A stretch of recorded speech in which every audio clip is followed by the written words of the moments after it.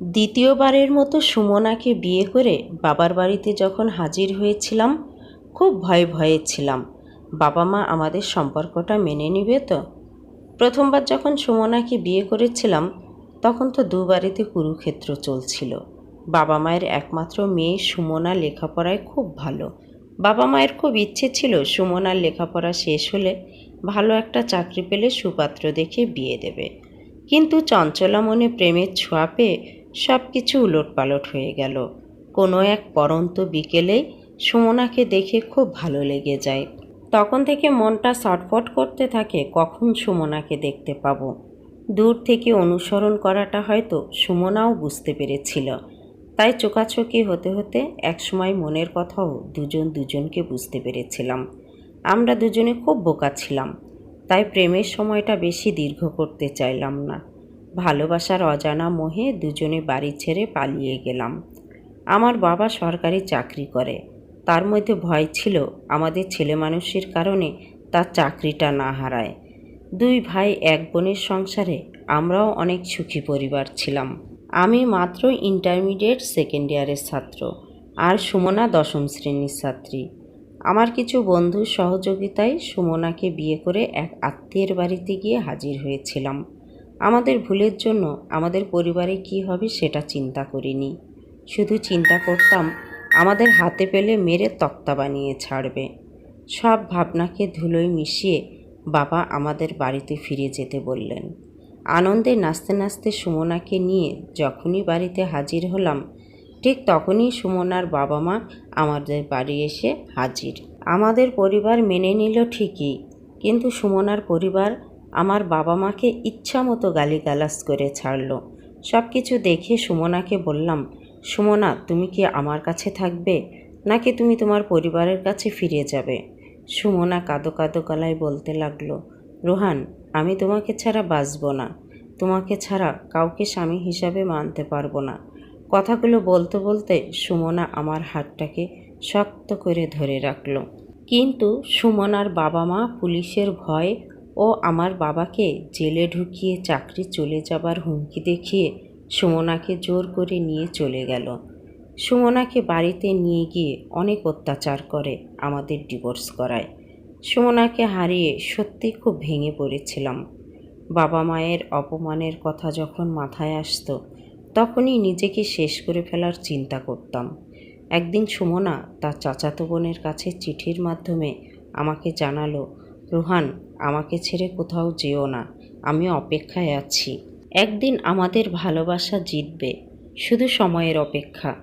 সুমনার থেকে পাওয়া চিঠি পেয়ে আমার মনের মধ্যে এক ধরনের প্রতিশোধের নেশা তৈরি হতে থাকে। সুমনার সাথে এক বিছানায় থাকা হয়নি বলে সুমনার বাবা মায়ের কথা ছিল আমার মেয়ে এখনও অক্ষত আছে। আমার মেয়েকে অনেক ভালো জায়গায় বিয়ে দিতে পারবো। ছোট লোকের সাথে কেন যে আমার মেয়ে সম্পর্ক তৈরি করতে গেল? একবার আমার মেয়ের দিকে তাকালে বাড়ির সবটাকে জেলের ভাত খাইয়ে ছাড়বো। লোকমাধ্যমে সুমনার পরিবারের সব কথাই আমার কানে আসতো। আমার মন খারাপ দেখলে মা আমাকে বলতো, বাবা রোহান, সুমনার চেয়ে অনেক সুন্দর মেয়ে দেখে তোকে বিয়ে দেব। সব কিছু ভুলে যা বাবা, আবার নতুন করে লেখাপড়া শুরু কর।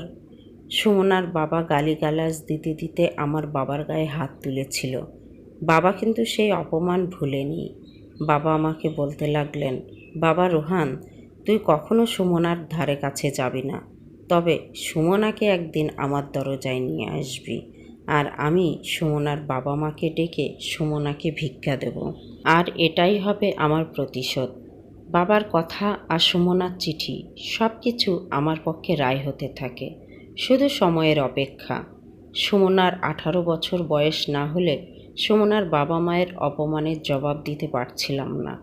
মাঝে মাঝে সুমনার সাথে চিঠির মাধ্যমে যোগাযোগ রাখতে লাগলাম।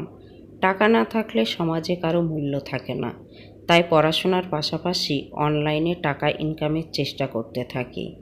চেষ্টা করতে করতে ইন্টারনেটের মাধ্যমে টাকা ইনকাম শুরু হয়।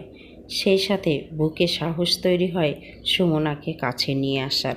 বেকার ভবঘুরে হয়ে বউয়ের জন্য তো আর বাবা মায়ের কাছে টাকার জন্য হাত পাততে হবে না। এভাবে চলতে চলতে প্রায় 2 বছর পর সুমনার বয়স 18 বছর পূর্ণ হয়ে এলো।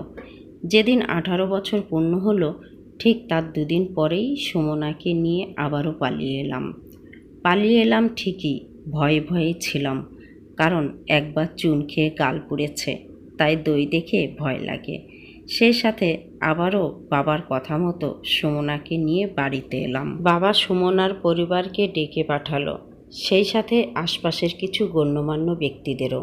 প্রথমবার মেয়ের বয়সের কারণে জোর করে সুমনাকে নিয়ে গিয়েছিল।